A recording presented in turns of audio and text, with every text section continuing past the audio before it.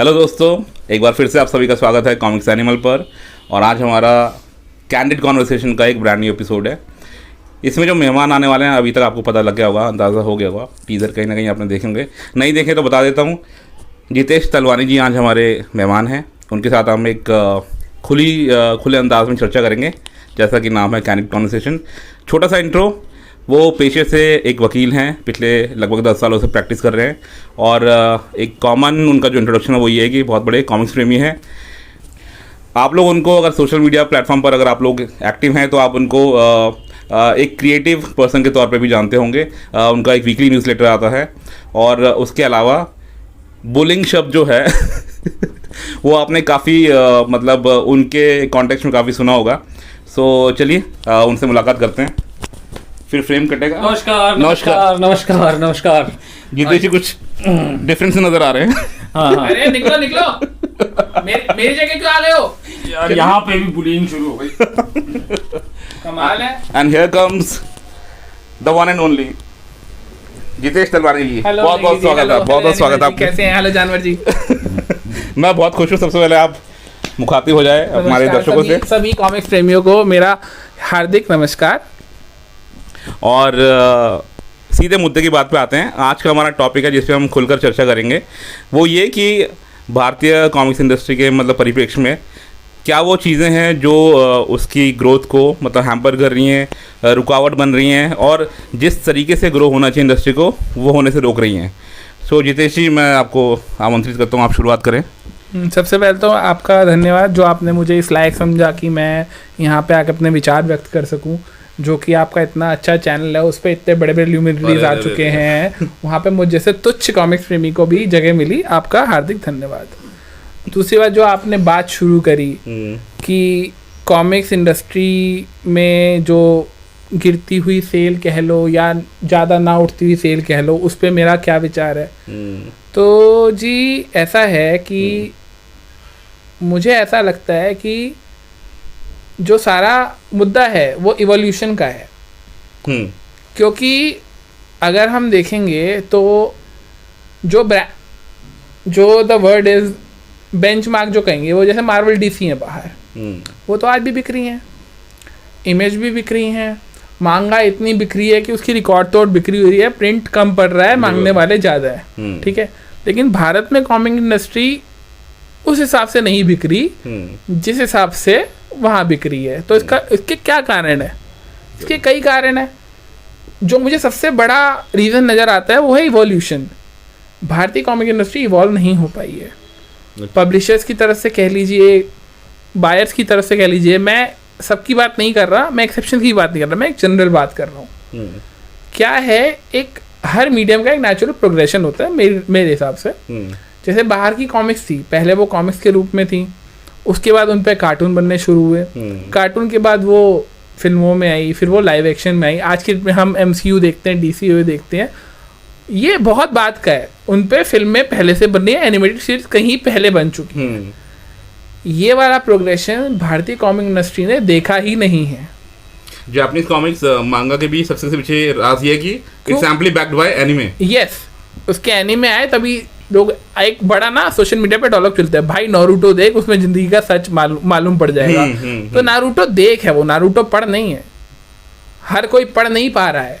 हाँ। देख सब सकते हैं, पढ़ हर कोई नहीं सकता है। बड़ी सीधी सीधी बात है। अब जो मैं अपनी बात कहूँ, जब मैं छोटा होता था मुझे रीडिंग हैबिट थी, वो ऐसी थी कि मैं दवाइयों के पीछे के लेबल तक पढ़ जाता था। आज की जनरेशन वो नहीं करती है। उनको मोबाइल पे वीडियो दिखा लोगे वो देख लेगी, तुम कहो कि एक कॉमिक्स पढ़ ले बेटा, नहीं पढ़ेगी। और DC MCU के कैरेक्टर्स भी ऐसे ही जानते हैं। हाँ, वो DC वो मूवी से जानते हैं। अगर आप कहो कि कॉमिक्स से उनको सिखाएंगे, नहीं, मतलब ही नहीं वो पढ़ जाए। एक्सेप्शन की बात अगेन नहीं कर रहा, मैं एक जनरल बात कर रहा हूँ। हमारे कैरेक्टर्स जो हैं वो पॉप कल्चर का हिस्सा नहीं है।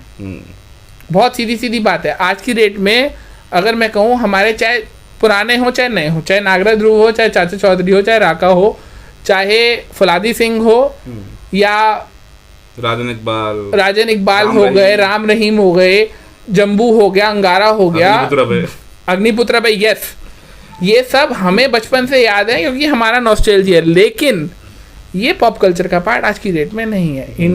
हिंदी कॉमिक्स पढ़ना is not cool as on today. Hindi comics को कूल होना पड़ेगा. कूल मतलब ट्रेंड में आना पड़ेगा, एक कनेक्ट एस्टैब्लिश करना पड़ेगा. जब तक उसे पढ़ना कूल नहीं माना जाएगी. ट्रेंड मतलब सिंपली कि वो पढ़ रहा है इसलिए मैं भी पढ़ूंगा. और ये ट्रेंड तभी पिकअप होगा जब ये फैलेगा, जब ये cool माना फैलेगा. जाएगा. और इसको फैलाने का सबसे बड़ा जिम्मा रीडर्स के साथ साथ पब्लिशर्स का ज्यादा है, बिल्कुल. क्योंकि eight the end of the day वो उनका बिजनेस है. ग्रो करेगा तो वो ज़्यादा छाप पाएंगे, ज़्यादा बेच पाएंगे, ज़्यादा कमा पाएंगे और शायद तब ज़्यादा इवॉल्व भी कर पाएंगे. लेकिन जो सबसे बेसिक जिम्मेदारी है वो इन्हीं के किसने में. हम लोग सिर्फ पढ़ सकते हैं, सोशल मीडिया पे एक हद तक ही प्रमोट कर सकते हैं, लेकिन eight the end of the day ये सब उसको इवॉल्व करवाना ये जिम्मेदारी पब्लिशर्स की ही है.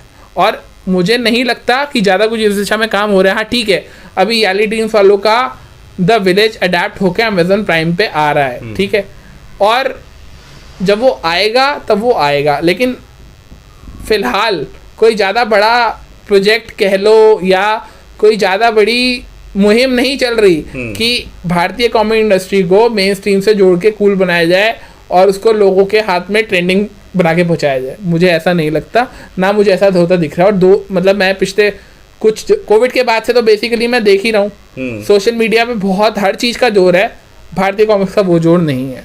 और एक बात तलवानी जी मैं यहीं पे ऐड करना चाहता हूँ कि ये अच्छी बात है कि जो द विलेज है उसका मतलब अडेप्टेशन हो रहा है वेब सीरीज़ के तौर पे, वो आने वाली है.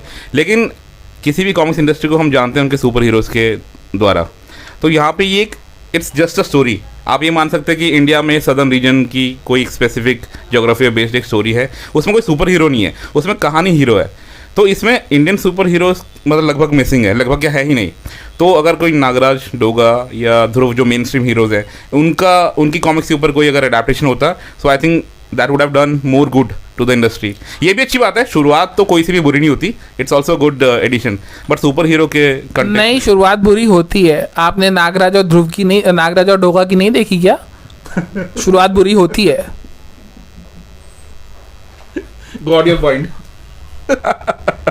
बट यहाँ पे थोड़ा कैनवस बड़ा है, OTT प्लेटफॉर्म मिल रहा है, तो उस कॉन्टेक्स्ट में मतलब जिस हिसाब के बड़े किरदार ये हैं, कोशिश अच्छी होनी चाहिए थी. इसमें ना इसमें एक नोटेबल एक्सेप्शन है. मुझे नहीं पता कितने लोगों ने वो देख रखा है, लेकिन ना सुपर कमांडो ध्रुव का एक वेब सीरीज का एक ट्रेलर आता है यूट्यूब पे. आई थिंक दैट अगर उस पे काम किया जाए, उस थीम पे कह लो, उस कैनवस पे कह लो, और उस पे बेस्ड सीरीज बनाई जाए, वो वाकई में पाथ ब्रेकिंग होगी. अगर उस पर वाकई कोई काम कर दो, क्योंकि वो बहुत ही जेन्युइन एफर्ट लगता है. अगर आप लोगों ने नहीं देखा तो मेरी आप लोगों से रिक्वेस्ट है, प्लीज़ वो ट्रेलर यूट्यूब पे ज़रूर देखें. वो एक फ़ैन मेड ट्रेलर है, किसी ऑफिशियली मेड नहीं है वो, मैं पहले बता दे रहा हूँ, तो ज़्यादा उम्मीदें मत पालिए, लेकिन दैट इज़ ब्रिलियंट. आप एक बार वो ज़रूर देखें. और किसी भी ऑफिशियल काम से कहीं अच्छा और ऑनेस्ट अटेम्प्ट है वो. इनको बता भी दें आप किस ट्रेलर के बारे में बात करें, just in case if somebody doesn't know. आप सुपर कमांडो ध्रुव वेब सीरीज ट्रेलर करके सर्च कर लीजिएगा यूट्यूब पे, आपको दिख जाएगा. तो तलवानी जी, इसी में अगर हम कंटिन्यूटी बनाते हुए बात करें तो कनेक्ट की हम बात कर रहे थे, वो मिसिंग है. यहाँ पर मैं चाहूँगा कि आप थोड़ा सा लाइट डालें ओल्ड वर्सेस न्यू पे. जो ओल्डर जनरेशन है, आप, मैं, रजत भाई जिनसे हमने पिछला एपिसोड किया, हम मिलेनियल्स हैं. सो हम लोग का तो एक नॉस्टैल्जिया वाला फैक्टर भी है. इस वजह से हम तो बूमर्स हो गए भाई. क्यों? और बुढ़ापा मतलब बढ़ाने पे उम्र तो ऐसी बढ़ रही है हमारी, आप और बढ़ा दो पहले समय से. सो मिलेनियल्स सुन के थोड़ा अच्छा लगता है कि चलो ठीक है, 80s किड्स हैं, अच्छी बात है. तो हम लोग तो फिर भी पुराने नॉस्टैल्जिया के थ्रू चल रहे हैं. उन्हीं हीरोज़ की कॉमिक्स नई नई आ रही हैं, वो पकड़ रहे हैं. बट ये नई जनरेशन है, जेन ज़ी बोल लीजिए आप इनको, तो ये वो कनेक्ट मिसिंग है. उसको आपका क्या लगता है रीज़न? एक देखो, ऐसा है, जो मुझे लगता है, जैसे हम लोग हैं, हम लोग क्योंकि बचपन में वो सब पढ़ रखा है, इसलिए आज भी उनका कंटेंट हमें अच्छा लगता है. सबका नहीं. अब मुझसे कोई कहे कि मैं अंगारा जम्बू नया पढ़ूंगा, तो मैंने बचपन में भी नहीं पढ़ा, सॉरी. मैं नहीं पढ़ता, क्योंकि मुझे बचपन में भी वो समझ नहीं आई थी खास. ठीक है. अच्छा, मर गया जम्बू का जब वो ज़बरदस्त ऐड चले थे उस दौरान, तो सच से बताइए कितनी खुशी हुई थी आपको कि फाइनली वो कैरेक्टर मर रहा है? वो तो ठीक है, लेकिन मुझे ये भी तो बताना, कॉमिक्स में कोई मरता भी तो नहीं है. चक्कर तो सारा ये इस चंदू में इतना बड़ा तो हो चुका था कि कॉमिक्स में कोई मरता नहीं, इतना मुझे पता चल गया था. और वो सीरीज जिसने नहीं पढ़ी है, मैं उसको कहता हूँ कि अच्छा है तुमने नहीं पढ़ी है. खैर again it's a personal opinion, लेकिन इतने अच्छे प्रमाइस का जहाँ पे तुलसी के 3 जो टॉप सुपर हीरो है वो साथ आए और उसका इतना घटिया एग्जीक्यूशन, इतना घटिया एंड जो है, जितना वो लिख सकते थे ह्यूमनली पॉसिबल वो उन्होंने लिखा है। जिसकी इतनी हाइप हो उसको कैसे किल करना है वो उसका सबसे प्राइम एग्जाम्पल है। और आई थिंक उसी लैक ऑफ डेडिकेशन, उसी लैक ऑफ एफर्ट के चलते तुलसी कॉमिक्स बंद हुई थी। जो अगर आपने प्राइम कैरेक्टर्स के साथ ऐसा मजाक करना है, उनको ऐसा ट्रीटमेंट देना है, तो फिर आप सर्वाइव नहीं करेंगे और शायद इसीलिए वो सर्वाइव नहीं कर पाई। आप लोग राज कॉमिक्स की चाहे जो मर्जी बुराई कर लीजिए, लेकिन उन्होंने प्राइम कैरेक्टर के साथ इस तरह का भद्दा मजाक नहीं किया। उनकी जो अच्छी उनकी खराब कॉमिक्स आई हैं, नो डाउट अबाउट इट। पागल नागराज मसीहा बहुत खराब है, लावा विनाश लीला बहुत खराब है नागराज की, ध्रुव की मैच, अनादि, नैनो वर्स्ट कॉमिक्स है, मैं मानता हूँ। लेकिन फिर भी मैं कहूँगा उनका जो वर्स्ट है वो तौसी और तौसी तो नहीं, तौसी तो फिर ठीक होता था, जम्बू अंगारा के बेहतर से भी अच्छा है, बेहतर से भी 10 गुना बेहतर है वो। बिल्कुल ठीक है। तो अगर वही है ना, there are levels to everything. आप वो कहते हैं ना कि तेरी जीत से ज्यादा चर्चे मेरी हार के हैं, तो वो राज के साथ है।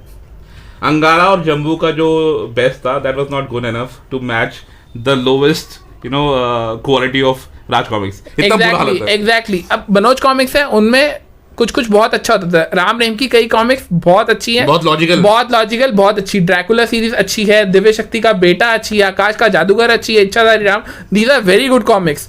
उसमें कई स्टार थे, टोटान थे। अच्छा, उसमें एक जो मैंने अभी कहा कि हीरोइन मरते नहीं है, तूफान डाइड।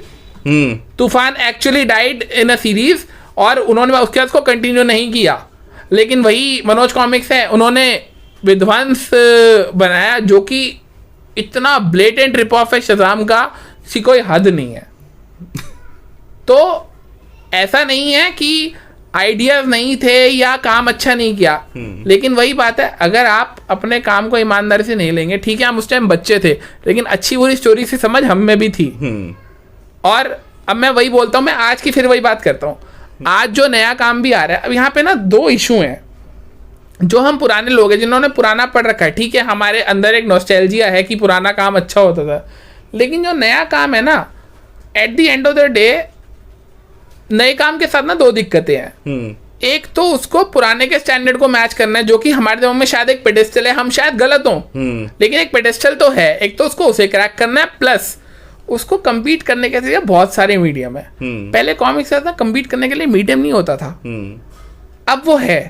तो उसको अब वो लेवल भी मैच करना है नए के साथ। अब जो नई कम्युनिटी के रीडर्स हैं, वो मुझे नहीं लगता कि इतने हैं नंबर्स में कि वो प्रिवेलिंग ओपिनियन बना पाए। ये एक बड़ा कंसर्न है, मतलब लिमिटेड ऑडियंस का होना, जो पोटेंशियल कस्टमर्स हैं हमारे, बहुत कम तादाद में होना उनका। वो तो देखो, चाहे न्यू हो, चाहे ओल्ड हो, चाहे पुराने कॉमिक्स पब्लिकेशन हो या नए हो, वो सबके साथ ही है। वो इशू सबके साथ ही है। वो जमाने लद गए जब नागराज बुआकू की 6 लाख कॉपी सेल होती थी, वो जमाने लद गए। अब अगर 6000 कॉपी सेल हो जाए ना, तो बहुत बड़ा रिकॉर्ड है आज की डेट में वो। और उसका कारण है क्योंकि अब एंटरटेनमेंट के मीडियम इतने ज्यादा हैं, इतने सस्ते हैं कि आप को compete करके बेस्ट वैल्यू फॉर मनी देनी ही पड़ेगी। आप चाहे जितना अब जो पुराने बायर्स हैं, वो पुराने अपने जो प्यारे कैरेक्टर्स थे उनकी नई कहानियां पढ़ लेते हैं, ठीक है, लेकिन वही बात है ना, अब वो सब इतना महंगा तो मैं नहीं कहूँगा, एक्सपेंसिव है as compare to other entertainment medium. You take OTT now, I take example of one new comic. It comes like 64 pages, 300-400 rupees of any publisher. It may rise, it may not be reduced. Like राज वाले 300-400 पे दे देंगे, अगर जो दूसरे हैं होलिका हो गया या बुलजाय हो गया, वो चीज 400-500 में दे देंगे। अब आप देखो 400-500 के बदले मिलता क्या है अगर आप दूसरी जगह खर्च कर दो। 500 रुपये में Z5 का पूरे साल का सब्सक्रिप्शन है, एक कॉमिक वर्सेस पूरा साल। कोई मैच ही नहीं है, कोई मैच ही नहीं है। वीडियो गेम्स में मैं चलूँ अगर, तो अगर आप बिल्कुल AAA गेम्स बिल्कुल मतलब उनके रिलीज़ होते ही ना खरीदो, तो प्ले स्टेशन पे या फॉर दैट मैटर PC पे भी वो 6-8 महीने में अच्छे डिस्काउंट पे आ जाती हैं। जो 4000 की गेम होती है ना, वो 1500-2000 में मिलना शुरू हो जाती है। तो अगेन 3-4 कॉमिक्स वर्सेस एक पूरी game, no match, no comparison, definitely no comparison.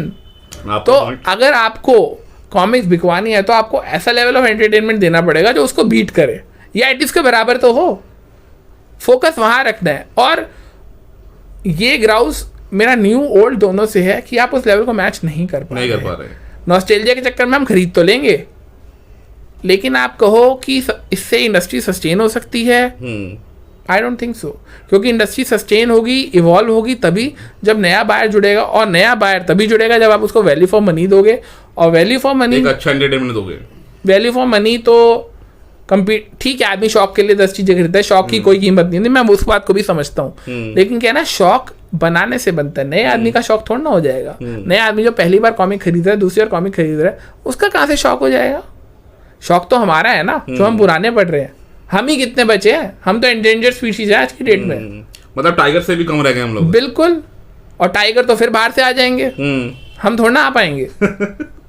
अच्छा, यहाँ पे मैं ऐड करूँगा, ये जिस लेवल ऑफ एंटरटेनमेंट की आप बात कर रहे हैं, क्योंकि we are competing with various other mediums, so एक अलग टाइप का एंटरटेनमेंट भी चलता है, और वो एंटरटेनमेंट है कंट्रोवर्सी से जुड़ा हुआ। तो आपको क्या लगता है, मतलब कई तो फैन मेड जो ग्रुप्स हैं उनके मॉड्स वगैरह करते हैं, knowingly, deliberately, not so deliberately, but काफ़ी कुछ एंटरटेनमेंट वो पब्लिशर की तरफ से आ जाता है और वो अनवारंटेड उठता है। तो उससे आपको क्या लगता है, कुछ फ़ायदा होता है कॉमिक्स की सेल में?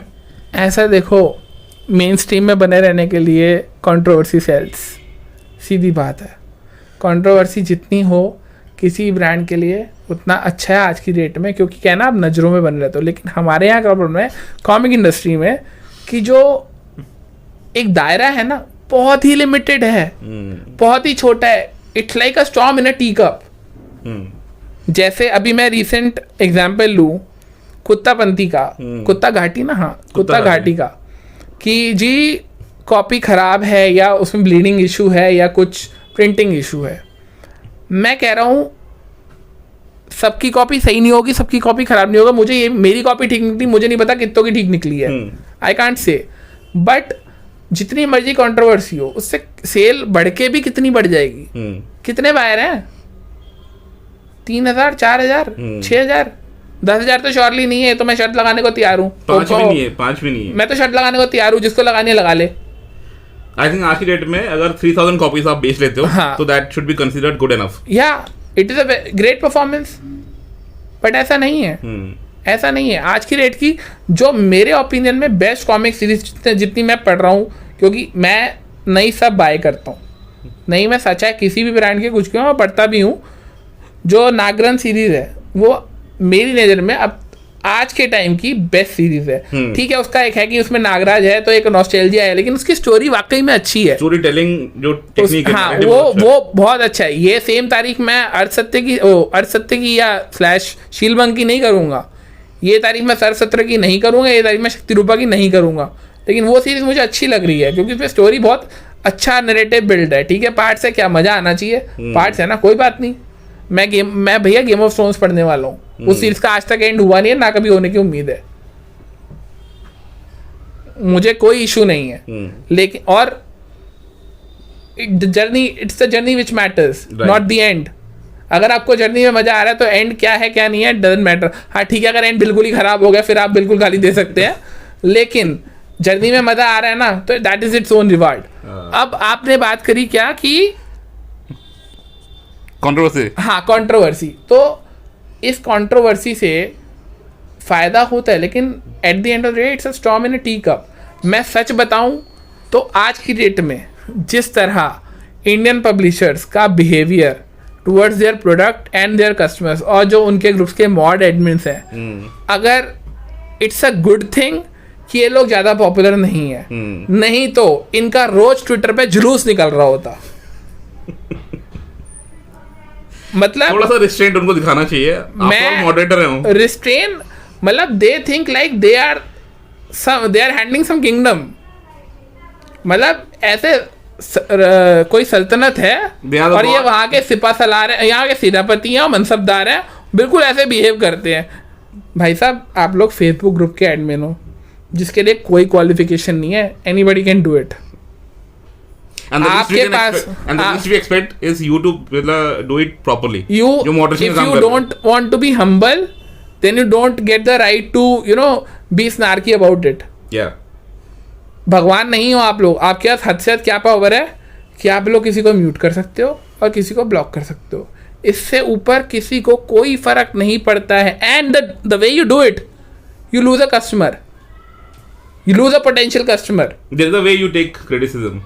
You don't want to take criticism. मान लो अगर आप जैसे आप लोग बिहेव करते हो, अगर उसी तरह का बिहेव से टाटा वाले करें, रिलायंस वाले करें, कोई और रेप्यूटेड ब्रांड करे, तो उसका ट्विटर पे क्या हाल होगा ये मेरे को बताने की जरूरत नहीं है. ट्रेंड चलेंगे उनके खिलाफ. आप लोग ऑनेस्टली सेइंग, मेरी बात बुरी लग सकती है, लेकिन क्योंकि इंडियन कॉमिक्स ब्रांड्स उस लेवल के पॉपुलर नहीं है कि वो मेन स्ट्रीम में आए और ट्रेंड में हो, इसलिए उनके खिलाफ कुछ होता नहीं है. अदरवाइज जैसे ब्लॉकिंग और म्यूटिंग के आप लोग अभियान चलाते हो, उसको देखते हो आप लोग का रोज ट्विटर पे ऐसा जुलूस निकलेगा और आप लोगों को इतनी बैड पब्लिसिटी मिलेगी कि किसी ने लेनी भी होगी ना तो भी नहीं लेगा, और वो इरेपरेबल डैमेज हो जाएगा. और वो इरेपरेबल डैमेज, क्योंकि आज की डेट में everybody want service for their buck. हर ग्राहक अपने आप को बहुत एंटाइटल समझता है, और आप उस एंटाइटलमेंट को एक्नॉलेज करना दूर, आप तो उस पर डेंट मार रहे हो. आपको लग रहा है कि आप कॉमिक बेच के उसको एहसान कर रहे हो. कॉमिक्स निकाल कर. महात्मा गांधी ने कहा था कि ग्राहक हमारे संस्थान में आया सबसे महत्वपूर्ण व्यक्ति है, वो हमें बिजनेस देख के हम पे एहसान कर रहे हैं, हम उस पर. आपका एडेज ही उल्टा है. आपको लगता है कि आप किसी को अपने ग्रुप में एंट्री दे रहे हो और उसको अपने कमेंट और पोस्ट पढ़ने दे रहे हो, तो आप उस पर एहसान कर रहे हो. अच्छा, इसी के कनेक्शन में बहुत वैलिड पॉइंट है. अगला जो चीज़ है वो बिल्कुल सही कनेक्ट हो रहा है यहाँ पे, कि एक नवोदित पब्लिशर हो या फिर एस्टैब्लिश पब्लिशर हो, उनका बिहेवियर कितना मैटर करना है, ये बहुत मतलब कनेक्टेड है यहाँ पे, क्योंकि आई थिंक वो अपने अपने पब्लिशिंग हाउस के ब्रांड एम्बेसडर्स होते हैं.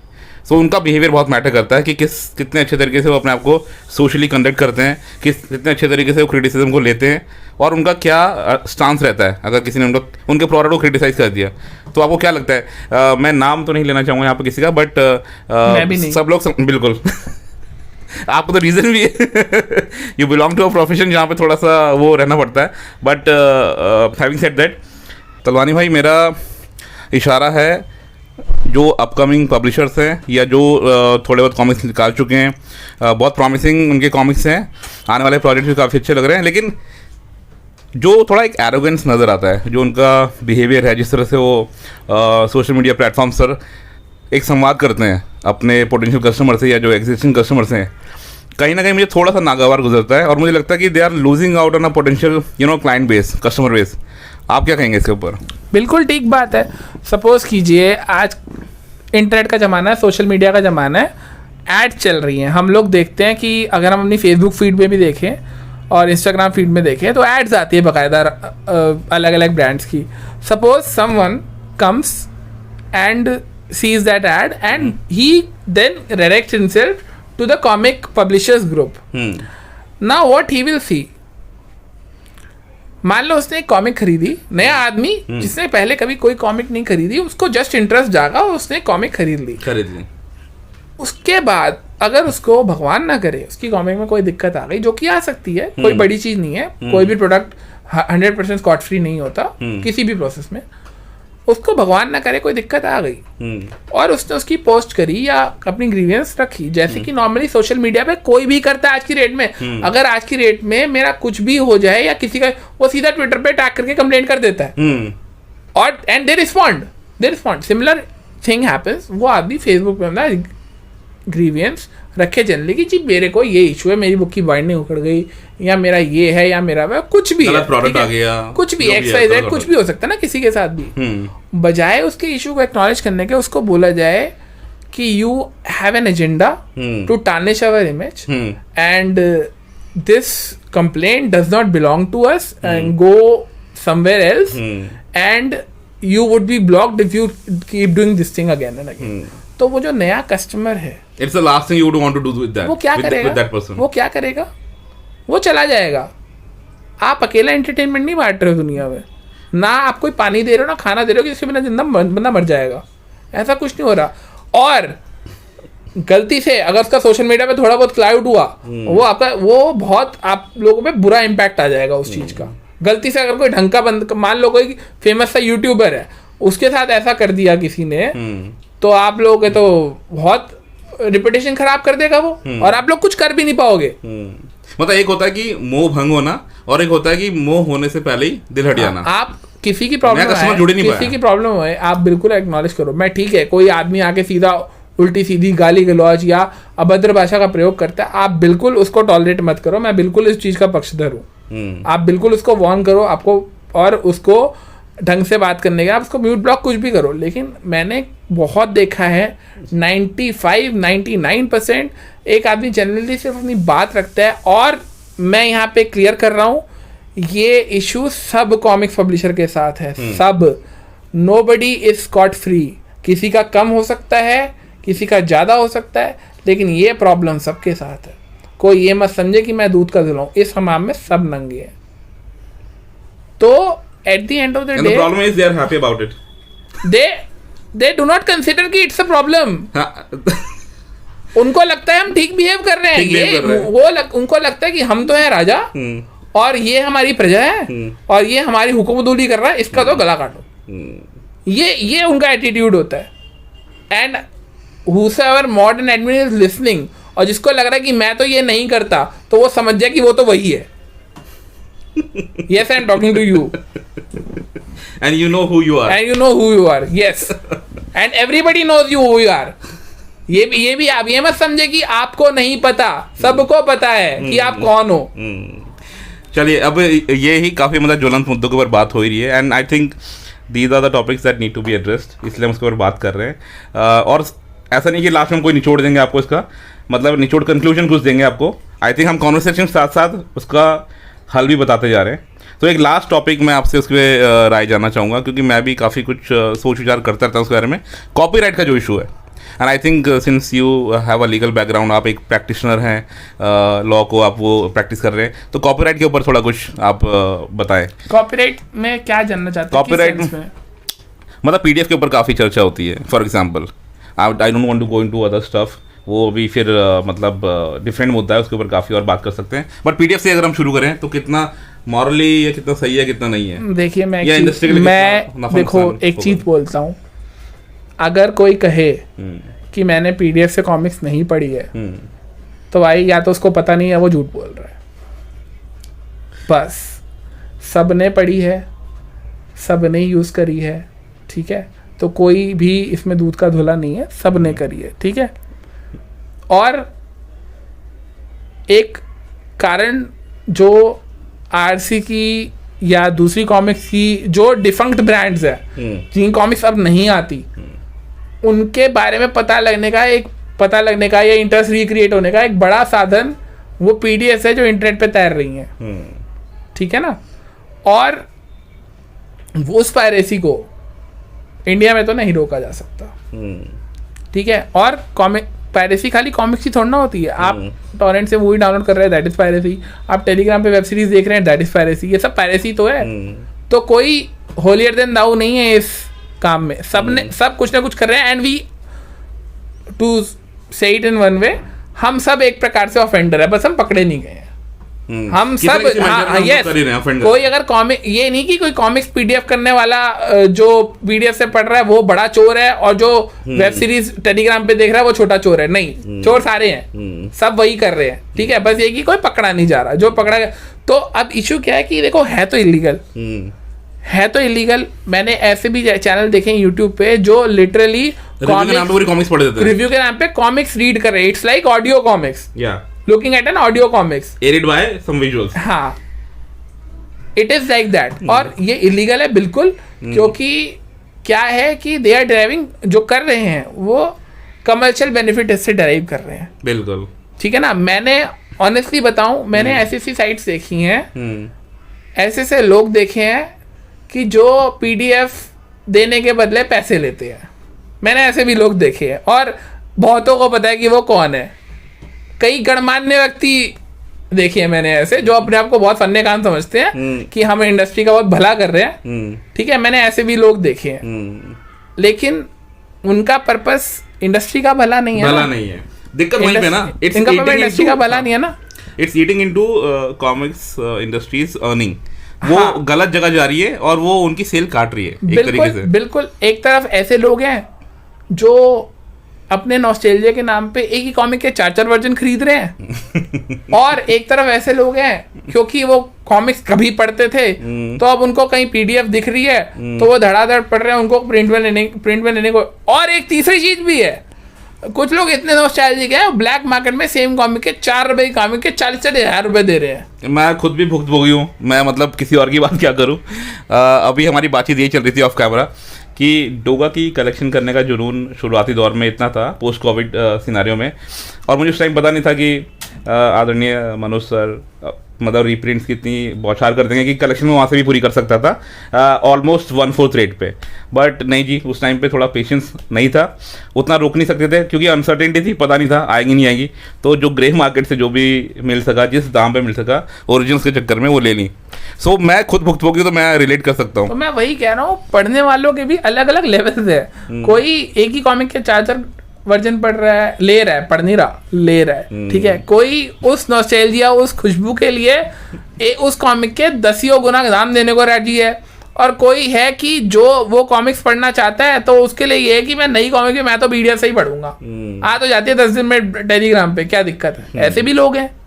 लेकिन यहाँ पे एक मतलब वो कहते हैं सिल्वर लाइनिंग है, वो मैं बताना चाहूंगा कि लेकिन इसमें मैं एक लाइन बोलूंगा। हाँ बोलो बोलो, पहले आप बोलो। कि जो अच्छी कॉमिक होती है ना, पायरेसी में वही पढ़ी जाती है। जो बेकार कॉमिक्स होती है ना, लोग उसकी पीडीएफ भी नहीं पढ़ते हैं। बिल्कुल। At the end content matters. Exactly. So you made your point Jitesh ji. तो मैं यही कह रहा था कि मैंने जाने अनजाने कल रात की बात है, नागराज और बुगाकू जो बहुत ही पॉपुलर कॉमिक्स थी अपने ज़माने की, उसका मैंने एक देखा कि एनिमेशन किया हुआ है किसी, और वो किसी आपने ही बताया मुझे, किसी कॉमिक फैन द्वारा किया गया है। That is Parilok arts video, mister Pranay Khanaskar, यही नाम है शायद। Yes, and he is a brilliant person. उन्होंने only out of his own passion जो काम शायद आरसी वालों को ऑफिशियली करना चाहिए, वो उन्होंने अनऑफिशियली सिर्फ अपने पैशन के लिए वीडियो बना के नागराज बुगाकू का एक voice over comic animation comics डाली है। वो आप लोग जरूर देखें, इंटरनेट पे सर्च करके देखें, ठीक है। एनिमेशन उतना आपको इम्प्रेसिव नहीं लगेगा जितना, लेकिन वो कोई ऑफिशियल काम नहीं है, वो सब फ्री में उन्होंने अपने पैशन के लिए किया हुआ है। ये सिर्फ एक आदमी का काम है। Imagine the whole studio doing it. और वो पूरा आई थिंक इतना 15-16 मिनट का video. Yes, a 16 minute video on his own, out of his own passion. That is a passion I and you and all of us share among ourselves. Forward looking activity ना। Yes. मतलब आपको interest और जगाती है। आप उसी comics को जो आप मतलब फिजिकल फॉर्म में देखते हो, उसको आप एनिमेशन में देखते हो तो अलग फील आता है। मुझे पता है कि हम लोग जो हैं सब चाहते हैं कि जो हमारी कॉमिक्स के किरदार है वो हम बड़े पर्दे पे या किसी और मीडियम में देखें, चाहे वो मोशन कॉमिक्स हो, चाहे वो एनिमेटेड सीरीज हो, चाहे वो लाइव एक्शन हो, चाहे ओटीटी सीरीज हो, सब देखें, ठीक है। अभी वो चीजें सच हो नहीं पा रही हैं, लेकिन उम्मीद तो इंसान लगा ही सकता है ना। उम्मीद तो इंसान लगा सकता है। और मैं यही चाहता हूँ कि जो मेरा व्यू है कि मैं देखो बहुत ही एक छोटा सा कॉमिक्स प्रेमी हूँ, कई कॉमिक्स प्रेमियों मतलब मेरा तो नगण्य है उनके सामने। मतलब जिस लेवल का मैंने देखा है, जिस लेवल का मैंने देखा है, उस लेवल का तो मेरा 1% भी नहीं है। मैं तो कुछ हुई नहीं उनके आगे, ठीक है। और ऐसे ऐसे लोग मैंने देखे हैं, तो उन लोगों के एफर्ट को अप्रिशिएट करना चाहिए। और इस कॉमिक इंडस्ट्री से जो हमारा प्यार है वो कहीं ना कहीं हमारा निकल के आना चाहिए। ठीक है, हम सारे दिन लड़ सकते हैं आपस में, हमारे पॉइंट ऑफ व्यू डिफरेंट हो सकते हैं, लेकिन मुझे ये भी पता है कि हम लोग सब इंडियन कॉमिक्स की बेहतरी ही चाहते हैं एट द एंड। और हम चाहते हैं कि जो इंडियन कॉमिक इंडस्ट्री है वो आगे बढ़े, और जैसे आज की डेट में MCU है, DCAU है, तो इंडियन कॉमिक का भी वैसा ही कंटेंट हम अच्छे इवॉल्व लेवल पे देख पाएँ। बिल्कुल बिल्कुल। तलवानी जी, मैं यहाँ पे कंक्लूड करना चाहूँगा हमारे इस कॉन्वर्सेशन को। आज काफ़ी फ्रैंकली हमने बातचीत करी, काफ़ी ज्वलंत मुद्दे थे कुछ हमारी इंडस्ट्री के। तो दोस्तों बस इतनी सी बात है कि नाराज़गी भी और जो भी थोड़ा डिसएग्रीमेंट होते हैं, नाराज़गी गुस्सा आप कह लो चाहे उसे, वो वहीं होता है जहाँ प्यार होता है और जहाँ पे कुछ एक्सपेक्टेशंस होती हैं। हम अपनी इंडियन कॉमिक्स इंडस्ट्री को बेहतर करते हुए देखना चाहते हैं, इसलिए हम लोग टाइम एंड अगेन इन सब चीज़ों के बारे में बात करते हैं। कहीं कहीं आपको थोड़ा मतलब आक्रोश नज़र आए हमारे मतलब डिसेंट में, लेकिन वो इसीलिए क्योंकि हम चाहते हैं कि बेहतर क्वालिटी का कंटेंट आए, अच्छी स्टोरी लाइन्स आए, backed by some really good art work, जो कि अब ऐसा नहीं कि the picture is all dark and glum. काफ़ी कुछ अच्छा भी हो रहा है, काफ़ी अच्छे नवोदित कलाकार भी सामने आ रहे हैं, आर्टिस्ट का हैं, स्टोरी राइटर्स का हैं, सो काफ़ी कुछ अच्छा भी हो रहा है, but it's still not good enough. काफ़ी और अच्छा किया जाना बाकी है, और उसकी उम्मीद में हम लोग कोशिश कर रहे हैं कि थोड़ा कंस्ट्रक्टिव वे में उस बारे में थोड़ा सा क्रिटिसाइज़ कर सकें, और होपफुली मतलब we have made our point, appreciate भी करना है भाई, खाली क्रिटिसाइज नहीं करना। तो अप्रिशिएट भी करते हैं हम लोग। I think after much appreciation ये लोग देखो बोल कौन रहा है। तो मैं तो अप्रिशिएट ही करता हूँ। आफ्टर वेरी लॉन्ग टाइम हम लोग ने इस सिलसिलेवार तरीके से नेगेटिव पॉइंट्स थोड़े ज़्यादा हाईलाइट किए, that needs to be corrected. हम सिर्फ, it's not just a bashing, आप इसको इस तरह से ना लें, ये बेहतरी के लिए है, बाकी it's all up to you. So बस इसी नोट पर जितेश जी मैं आपसे इजाज़त चाहूँगा। मैं भी बहुत बहुत शुक्रिया, आपने अपना टाइम दिया। Thank you. और वर्चुअल स्पेस में तो हम लोग काफ़ी मिलते हैं, लेकिन this 1-to-1 meeting, I mean this has a charm of its own. Yes, so thank you very much. Thank you, thanks for calling me, thanks for making me a part of this. Okay, so दोस्तों जल्दी मिलते हैं किसी दूसरे episode में, और किसी एक बात तो श्योर है कि वहाँ भी हम किसी कॉमिक्स प्रेमी से ही बातचीत करेंगे। तो जस्ट स्टे ट्यून्ड, आप देखते रहिए कॉमिक्स एनिमल।